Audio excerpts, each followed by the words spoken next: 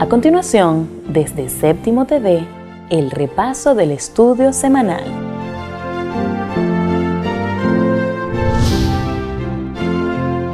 La crisis se define como una modificación o cambio importante que ocurre en el desarrollo de un suceso. La entrada del pecado al mundo indudablemente trajo una crisis. Hemos sido separados de Dios y nuestras acciones van de continuo al mal. ¿Te has preguntado o has visto la misericordia de Dios cuando las cosas muchas veces no van bien en tu vida? Pues para darle respuesta a esta incógnita, quédate con nosotros en el espacio del estudio semanal titulado Conflicto y Crisis, los jueces. Nos alegra que estés nuevamente en nuestra sintonía, que nos estés acompañando el día de hoy cuando estaremos repasando un estudio más de Escuela Sabática. Estamos en el estudio número 4, está titulado Conflicto y Crisis, los jueces. Y aún estamos viendo cómo en medio de la crisis que había dentro del pueblo de Israel, Dios sigue siendo un Dios maravilloso y un Dios misericordioso, que colocaba a las personas o a los jueces claves que pudieran dirigir al pueblo de Israel. Pero para profundizar un poco más acerca de este estudio, tenemos con nosotras a nuestra amiga y hermana Betsaida y a nuestro hermano Miguel, que nos estarán acompañando en este día para aprender un poco más acerca de la lección y sobre todo lo que Dios quiere para decirnos a cada uno de nosotros. Le voy a pedir a nuestro hermano Miguel que nos dirija en oración. Oramos. Padre eterno que estás en el cielo, gracias te damos por la oportunidad que nos das de estar en este momento para abrir tu palabra y a través de ella escuchar tu voz. Sabemos que no vas a hablar a través del Espíritu Santo. Vamos a entender que a través de este mundo de conflicto siempre estás al control de la vida y de este mundo. Amén. Te rogamos, Señor, que también puedas abrir el entendimiento de las personas que nos ven, los que nos escuchan, para que a través de este estudio entendamos que aún hay esperanza para la raza caída. Amén. Gracias por estar con nosotros. Te lo agradecemos en Cristo Jesús. Amén. Amén. Y para entender un poco más lo que nos quiere decir la lección de esta semana, le voy a pedir a Erika que nos comente un poco acerca del contexto histórico. Vemos que el gran conflicto sigue afectando a la humanidad. Una vez que murieron los patriarcas y los líderes de Israel, comienza el periodo de los jueces. Estos tenían la tarea de mediar entre el pueblo y juzgar de acuerdo a los estatutos de la ley. De cierta manera, ellos llevaban el control político y social del pueblo. Débora resalta por su fidelidad a Dios. El pueblo había desobedecido y Dios lo entrega en manos de los cananeos. Sin embargo, cuando ellos claman por ayuda, Débora les asegura que ganarán la batalla contra el comandante Sísara. En medio de la batalla, una lluvia torrencial barrió contra los cananeos. Sísara se fue a pie a casa de Jael, esposa de un ceneo. En ese momento, Jael aprovechó y lo mató. Sansón fue escogido por Dios para que librara a su pueblo de mano de los filisteos aún antes de nacer. Su debilidad por las mujeres lo llevó a cometer varios pecados. Sin embargo, aún durante esas situaciones difíciles, Dios le demostró a su pueblo que Él siempre está al control. Por otra parte, tenemos a Ruth, nuera de Noemí. Noemí había migrado a Moab junto a su familia. Todos los hombres murieron allí y entonces ella decide volver. Ruth la sigue y toma sus costumbres y se casa con Boaz, manteniendo así la descendencia de la que Jesús nacería. Es sorprendente notar cómo uno de los primeros jueces, o la primera jueza que menciona el repaso de la lección, es Débora. Y me llama la atención porque es una mujer, ¿no? Es interesante ver que había una gran crisis dentro del pueblo, pero Dios dirige a esta mujer para que no solo juzgue al pueblo entre las decisiones que estaba tomando, sino que también los ayude a obtener la victoria siempre de la mano de Dios. Y es por eso que siendo mujer tuvo una influencia positiva sobre el pueblo y siempre se mantuvo fiel a Dios. Ahora, eso me lleva a una pregunta, hermano Miguel, ¿no? Jueces 4, 1 y 2 nos dice que los israelitas volvieron a hacer lo malo delante de los ojos de Dios. Y es que vemos que los israelitas normalmente se encaminaban y luego hacían lo malo delante de los ojos de Dios, ¿no? Entonces dice que Dios los entregó a Jabín, es decir, Dios los entregó a los cananeos. Ahora, tomando en cuenta que fue Dios quien los entregó a los cananeos, ¿qué enseñanza podemos nosotros o o qué era lo que Dios le quería enseñar al pueblo a través de este mensaje? Primero los entrega a los cananeos y luego es el mismo Dios quien los libra de los cananeos. ¿Qué opina usted? Hay que entender primero la lucha, el conflicto entre el bien y el mal, ¿no? Y a través de esa lucha siempre Dios es el que está detrás de todo y tiene el control de todo. Tiene el control. Tristemente, cuando leemos la historia del pueblo de Israel, especialmente en tiempo de los jueces, vamos a encontrar que fue una constante el hecho de que hicieron lo malo delante de los ojos de Dios y Dios lo entregó. Era sencillamente un cumplimiento de lo que Dios le mencionó a ellos cuando los sacó de la tierra de Egipto, ¿no? Si hacen las cosas bien, si me obedecen, les va bien. Pero si no, entonces le va a ir mal. Fue una consecuencia.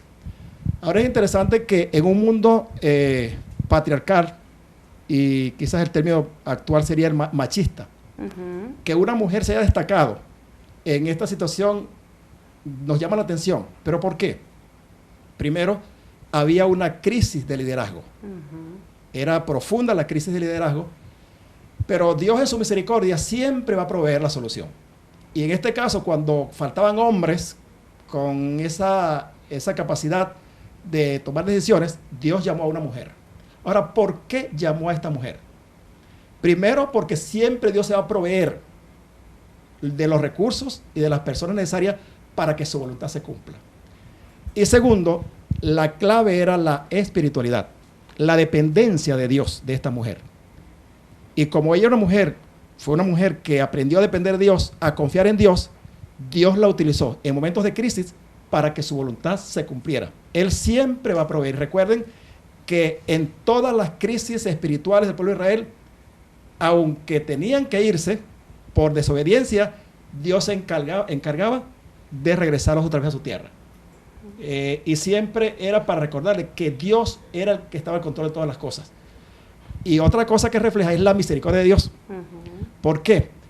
Porque de tantas caídas cualquiera otro lo abandona. Claro. Pero Dios siempre iba detrás de ellos, los restauraba, los ponía en su nación, en su pueblo, aunque él sabía que después posiblemente caían, pero es ese plan de Dios. O sea, Dios siempre está trabajando para nuestra salvación. Y eso será así. Por eso lo interesante del folleto, ¿no? Que nos habla de rebelión y redención. ¿Por qué? Porque es la lucha cósmica entre el bien y el mal. El enemigo tratando de destruirnos y Dios tratando de salvarnos. Así es. Solo que nosotros somos los que decidimos de qué lado vamos a estar. ¿Aceptamos la salvación de Dios o elegimos perdernos? Pero Dios siempre está al control de todas las cosas. Así es. Hermana Betsaida, usted que es mujer, ¿no? Qué importancia saber que Dios puede usar incluso a las mujeres, ¿no? Y que Dios nos usa a todos por igual. Pero el hecho de que tal vez en una sociedad que pudiéramos decir por la época un tanto machista, y de hecho sabemos que nuestra sociedad todavía es un poco machista, ¿cuál es la importancia de que Dios use a las mujeres? Tal vez Dios quería enseñar algo al pueblo de Israel, ¿no? En el hecho de que usara a Débora para dirigir, y no solo dirigir, sino que estuviera al frente también en parte de una batalla y que ésta fuese victoriosa, gracias a Dios, ¿no? Sí. Yo creo que la importancia que tiene es que primeramente nosotros vemos que la misericordia de Dios abarca no solamente a una persona o a un grupo de personas. La misericordia de Dios va inclusive a los niños y jóvenes. Si nosotros revisamos la Biblia, vemos que Dios se manifestó inclusive en jóvenes y niños. Y en esta manera particular, en una mujer, para demostrar que la debilidad no es el todo. Porque cuando nosotros somos débiles, somos fuertes. Porque así mismo decía el apóstol Pablo. Claro. Mientras más débil soy, más fuerte dice el Señor que soy. ¿Verdad? Él se perfecciona en nuestra debilidad. Es decir, para Dios no importa qué instrumento haya en sus manos para que Él pueda obrar milagrosamente o poderosamente. Porque no somos nosotros los que obramos. El que obra es el poder del Espíritu Santo en nosotros. Siempre y cuando nosotros tengamos esa disposición a querer hacer la voluntad de Dios. Porque cuando Dios le presenta a Débora el panorama de lo que hay, ¿verdad? Y le dice, mira, tú vas a librar, o anda y habla con el jefe del ejército para que saque al pueblo de la catástrofe que estaba, ¿verdad? Ella no se negó. ¿Por qué? Porque hay una conexión directa entre el ser humano que quiere realmente hacer la voluntad de Dios cuando tiene el Espíritu Santo en su vida. Así es interesante, ¿no?, esta historia. Y me llama también la atención porque vemos otro punto interesante, ¿no? Fue una mujer la que termina matando al comandante del ejército cananeo, ¿no? Y esto nos lleva otra vez, o sea, otra mujer en el juego, ¿no? Exacto, precisamente eso. Date cuenta que el Señor usó en esa oportunidad gente débil. Exacto. Porque cuando llama a Barak, ¿verdad?, que era precisamente el jefe militar, ¿qué dice Barak? Barak dice, si tú me acompañas, ¿por qué? Porque él sabía que Débora tenía un poder, no era el poder humano, era un poder sobrenatural, y ese poder sobrenatural era el poder de Dios. Entonces él quería ir acompañado de Débora, porque ¿qué pasa con nosotros los seres humanos? Nosotros necesitamos algo tangente, algo visible, ¿verdad? Para nosotros poder creer. ¿Verdad? Entonces él necesitaba la compañía de Débora porque él sabía que ella estaba en ese contacto con Dios, en esa comunión con Dios, en esa fuerza con Dios. Bueno, si tú vas conmigo, yo voy. Entonces, ¿qué hace Dios? Ah, bueno, está bien, tú vas, pero tú no vas a ser el que vas a obtener esa muerte de Císara. Claro. Va a ser otra mujer, una mujer débil también. Porque ¿qué fuerzas tenía Jael? Ninguna. Claro. No tenía ninguna fuerza. ¿Quién hizo todo eso? Dios obrando por medio de ella. Y eso me lleva a la pregunta, hermano Miguel, ¿cómo es que Dios, por medio de la extraña muerte, ¿no?, de Císara, por medio de Jael, como lo dice la hermana, Dios logra demostrarle al pueblo de Israel, miren, estoy cumpliendo con la palabra que les he dado? ¿Cómo podemos entender entonces eso? El hecho de notar, ¿no?, que las circunstancias llevaron a este rey huyendo a casa de una mujer que era temerosa de Dios, nos indica que Dios era el que estaba al frente de toda aquella situación y aquella batalla. El Señor nos dice, no con ejército, con fuerza, sino con mi espíritu, ha dicho Jehová, ¿no? Y eso fue lo que pasó. O sea, Dios demostró que era Él, y ahí uno utiliza una palabra que en traducción sería como arrimar, arrear, y así sucedió. Primero porque la situación no era fácil, era un ejército poderoso, tenía 900 carros. Así. Sí, los tenían atemorizados, sí, ¿no? Hasta cierto así punto. que bien blindados, podemos decir hoy, ¿no? Y el hecho de pasar por un sitio y la lluvia, vean que para Dios no solamente es la fuerza humana, sino que permitió que hubiera lluvias, y la lluvia se encargó de hacer desastre en el ejército con los carros. Y para completar, el hombre huyó, el rey huyó a casa de alguien que estaba preparada por Dios para eso. Y Dios cumplió su voluntad. O sea, Dios utiliza a los seres humanos para cumplir su voluntad. Siempre y cuando estemos haciendo su voluntad y estemos en armonía con Él, ¿no? Y parece un poquito extraño el hecho de que eso hubiera pasado. Una mujer que, bajo engaño, le dice, no tengas miedo, pasa, yo te voy a cuidar. Y entonces después que él cansado, descansa tranquilamente, Dios, confía en mí. Y luego que pasa, que él descansa, entonces ella lo asesina. Es algo contradictorio, ¿no? Porque delante de Dios la falsedad, la mentira no va con Dios. Sin embargo, los errores humanos, Dios lo utiliza incluso a veces, en la condición humana, nuestros defectos, nuestros errores, para cumplir su voluntad. Así es. Hay algo interesante en la parte donde decía el hermano Miguel que Dios utilizó inclusive la lluvia. Y es la parte donde los israelitas habían dejado al Dios verdadero y se habían ido tras Baal. Pero si nosotros vemos quién es Baal, ¿verdad? Era el Dios de las cosechas, el Dios de la fertilidad, el Dios de la lluvia, el Dios de las cosechas. Entonces, ¿qué pasa? Precisamente Dios derrotó al ejército enemigo que adoraba a Baal precisamente con los mismos elementos que ellos correctamente. Sí. Y si tú te pones a ver, toda la lección abarca esto. Exacto. Y hace hincapié en que ese Baal, donde ellos adoraban, que ellos habían dejado ese Dios verdadero, el Dios verdadero que era el poder creador, lo habían dejado por un Dios falso. Y precisamente en esas manifestaciones era que Dios demostraba su poder. Correctamente. Así es, como usted lo dijo al principio, ¿no? Dios se manifiesta en nuestras debilidades. Perfectamente. Y luego que muere Débora, pasan unos años y vemos que Dios llama a otro juez con ciertas particularidades, ¿no? Coméntanos un poco qué pasó con Gedeón. Gedeón estaba trillando trigo en el campo cuando recibió el llamado de Dios. Jueces 6, 12 al 14 dice: Entonces el ángel del Señor se le apareció y le dijo: Guerrero valiente, el Señor está contigo. Señor, respondió Gedeón, si el Señor está con nosotros, ¿por qué nos sucede todo esto? ¿Y dónde están los milagros que nos contaron nuestros antepasados? ¿Acaso no dijeron: el Señor nos sacó de Egipto? Pero ahora el Señor nos ha abandonado y nos entregó en manos de los madianitas. Entonces el Señor lo miró y le dijo: Ve tú con la fuerza que tienes y rescata a Israel de los madianitas. Yo soy quien te envía. Dios llama a Gedeón, quien era de una tribu bien pequeña, se sentía menos de los demás en su casa. Y junto a un ejército de 300 guerreros, Dios les da la victoria sobre los medianitas, demostrándole que es Él siempre el que gana las batallas. Es interesante lo que nos comentas acerca de Gedeón, y es que Dios busca la tribu más pequeña y de allí escoge a esta persona que no solo iba a ser el juez, sino que también tendría que enfrentar una batalla. Y me llama la atención, ¿no, hermano Miguel? Porque hay algo que Dios nos quiere enseñar aquí en particular, ¿no? Porque Dios busca a una persona con baja autoestima, porque el mismo Gedeón dice que él era el menor, digamos, en la casa de su padre, o él se sentía, ¿no?, tal vez como el menor, era de la tribu más pequeña, entonces él tenía como tal vez un problema de autoestima, y Dios lo llama guerrero valiente, y Dios le da una misión bien importante, ¿no? Entonces, ¿cómo entendemos que Dios a veces busca a personas con un poco de autoestima, que tal vez no es lo mejor, no se sienten de la mejor forma, y los llama guerreros valientes? Es extraño, ¿no? Y algo a veces difícil de entender cómo Dios llama a un hombre valiente cuando él está escondido. Estaba trillando un poco de cebada, escondido tras una roca, y el ángel se le aparece y le dice: esforzado y valiente.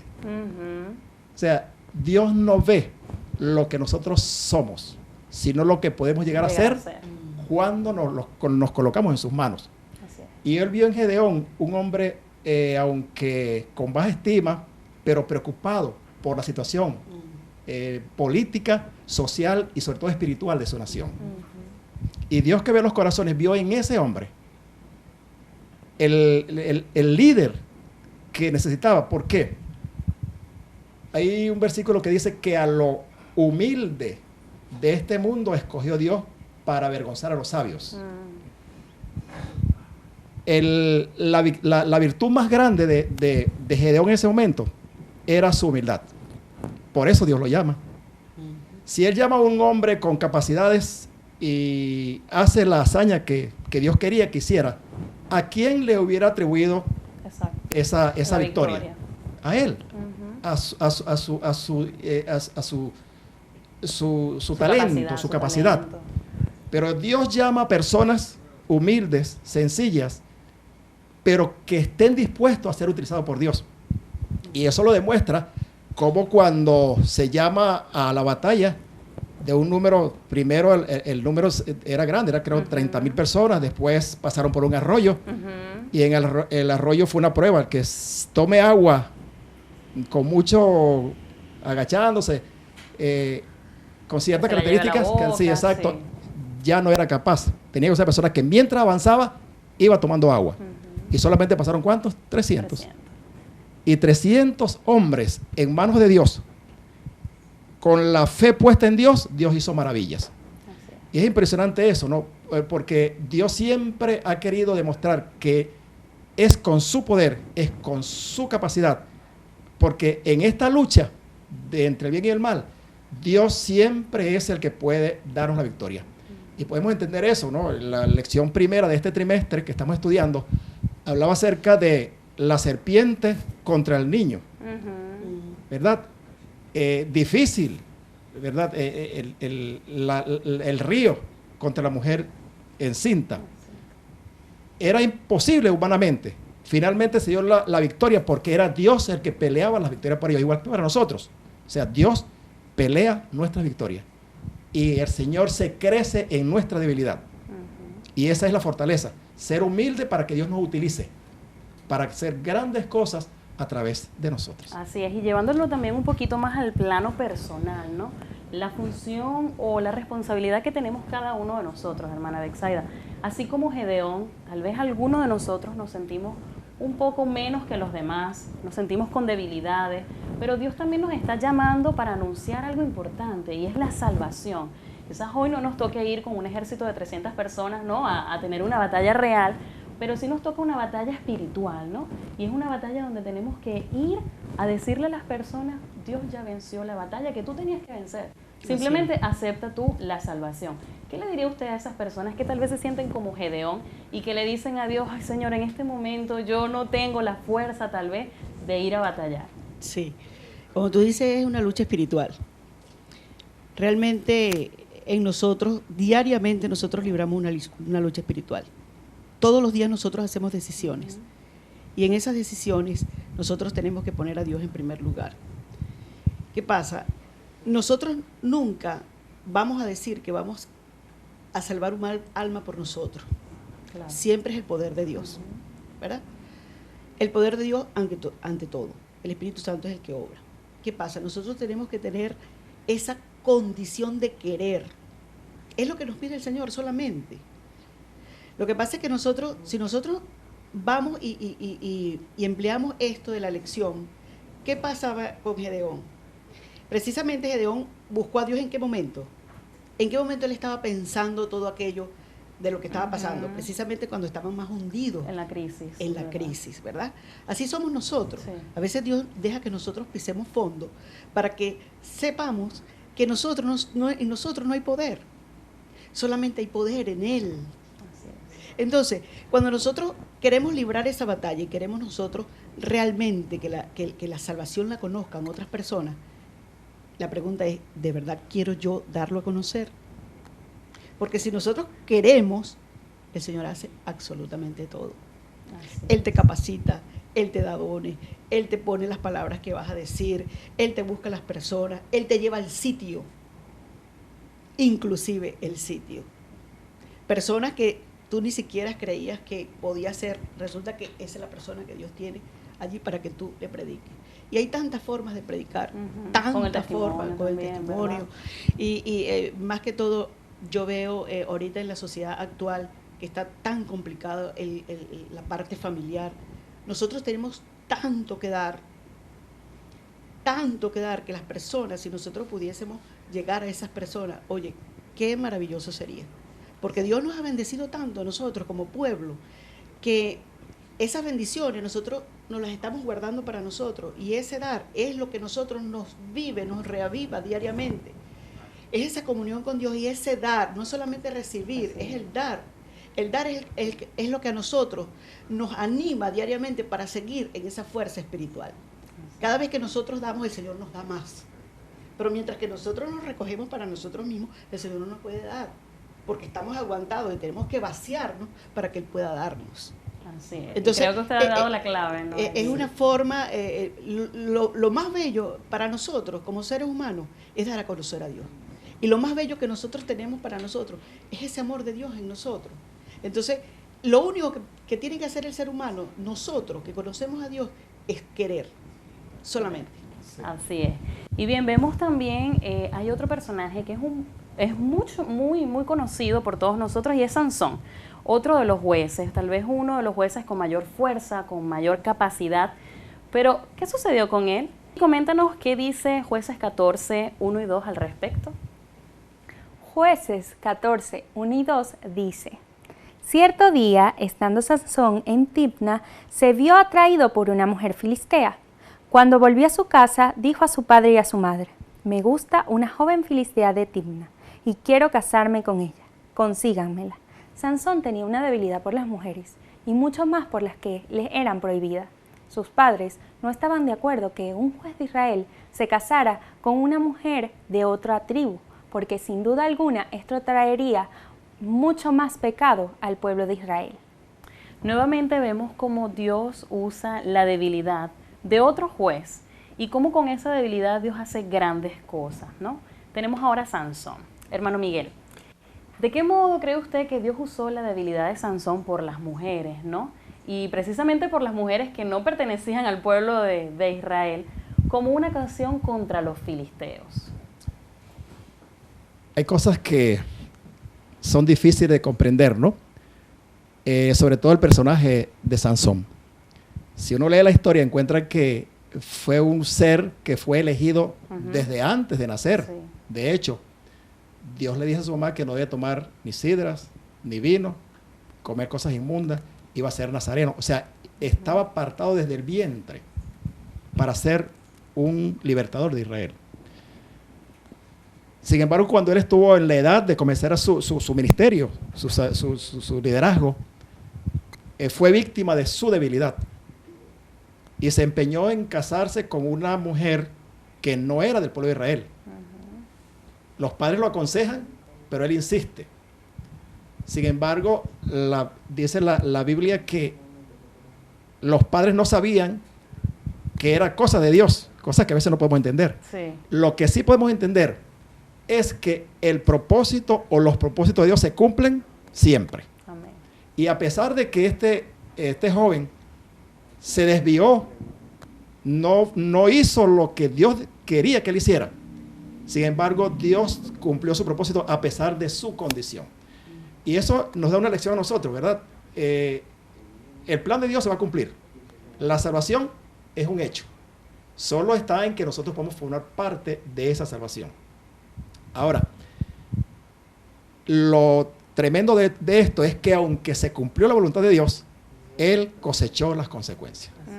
Todos tenemos consecuencias. Correcto. Todos los actos. Dios cumplió su obra, pero Él fue una persona que sufrió mucho. De hecho, finalmente murió ciego y con el pueblo, con los enemigos, junto con los enemigos. Entonces nos da una gran lección a nosotros, que Dios siempre va a cumplir su voluntad. Él quiere salvarnos. Y de hecho, a Sansón lo salva. Pero Sansón vive una vida miserable.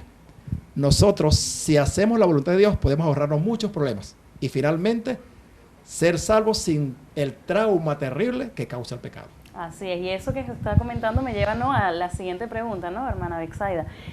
Vemos entonces a un Sansón que logra, digamos, acabar con muchos filisteos, con muchas personas que estaban en contra del pueblo de Israel, y vemos también que en algún punto él se desvía por su debilidad, ¿verdad? Él dejó de confiar en Dios, se lanza de lleno a su debilidad y se desvía. Pero entonces luego lo vemos en Hebreos 11, en el Salón de la Fama. Y para nosotros tal vez es un poco, ¿no?, extraño el hecho de pensar, ¿cómo es que un hombre que se desvió, Dios lo puede decir que está en el Salón de la Fama? ¿Qué opina usted de eso? Mira, eso me hace recordar quizá mi propia vida. Es un reflejo. Pienso que está allí en el libro de Hebreos es precisamente por misericordia. No existe otra razón. Si nosotros estudiamos la vida de Sansón, vemos que fue un desastre total, un desastre total. Lo único que se demostró que Dios está bajo el control, ¿verdad?, de las cosas. Así somos nosotros. Nosotros somos como la onda del mar. Vamos y venimos, vamos y venimos. ¿Qué hace Dios con nosotros? Nos toma en sus brazos, nos llama, nos aconseja, nos busca. ¿Qué hacemos nosotros? Le damos la espalda y Él vuelve y nos busca. Es la pregunta que me hago. Con todas las cosas del día a día que a veces nosotros hacemos, ¿estaré yo en ese gran día cuando Él venga a buscarme? O sea, si estoy allí es simplemente por misericordia. Es por la grandeza de Dios y por su amor por mí. No existe otra respuesta. Es lo que pienso, de que Él está allí simplemente porque Dios es misericordioso. Y así como lo comenta usted, así como Él, Dios también tiene misericordia con nosotros. Bien, Erika nos va a comentar un poco acerca de la vida de Ruth. Ruth le hace una declaración sorprendente a su suegra Noemí, que lo encontramos en Ruth 1, 2 y 13, y dice: pero Ruth respondió: no me pidas que te deje y regrese a mi pueblo. A donde tú vayas, yo iré. Donde tú vivas, yo viviré. Tu pueblo será mi pueblo y tu Dios será mi Dios. Donde tú mueras, allí moriré y allí me enterrarán. Que el Señor me castigue severamente si permito que algo nos separe aparte de la muerte. Ruth conoció y aceptó al verdadero Dios. Indudablemente se dejó guiar por la mano poderosa del Señor y vio cómo su vida fue transformándose. Tanto así que fue incluida en la genealogía de Jesús. Bueno, la historia de Ruth nos muestra que Dios nos ha elegido también a nosotros para salvarnos. Y no importa de dónde seamos, qué costumbres tengamos, Dios quiere nuestra salvación. Pero hermana Betsaida, tengo aquí una pregunta interesante, ¿no?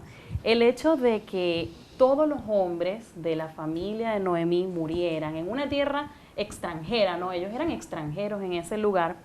Que Ruth y Noemí regresaran nuevamente, digamos, a Israel y que formaran una familia con Booz. ¿Cómo podemos entender esto? ¿O qué nos enseña? ¿Qué es lo que Dios quería enseñarnos a través de esta historia?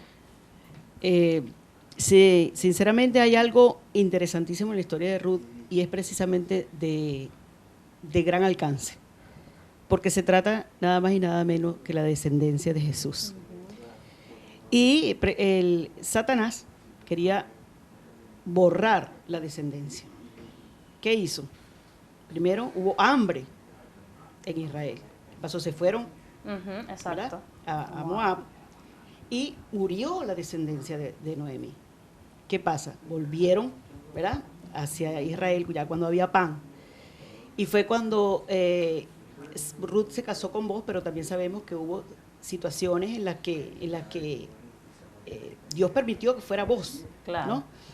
Pero lo interesante es que Dios no nos deja nunca solo y su plan se cumple. Así es. ¿Verdad? Su plan se cumple a cabalidad. De la descendencia de Ruth y Booz, ¿verdad?, está Jesús. Está Jesús. Y vemos que Ruth, a pesar de que era una moabita, Dios no tiene esa excepción de personas, siempre y cuando la persona esté dispuesta a seguirle. Otra cosa que vemos allí en esta experiencia es que vio Ruth en Noemí. ¿Qué diferencia vio ella? Que a pesar de que era moabita y creía en los Baales, decidió dejar su pueblo, decidió dejar sus dioses y se fue al pueblo de Israel precisamente a relacionarse con ese Dios verdadero. Entonces, el testimonio de Noemí fue algo que para nosotros pensar que nosotros también tenemos una influencia muy grande en las personas, así conforme Noemí influyó en Ruth, que inclusive Dios no me hagas que me aparte de ti.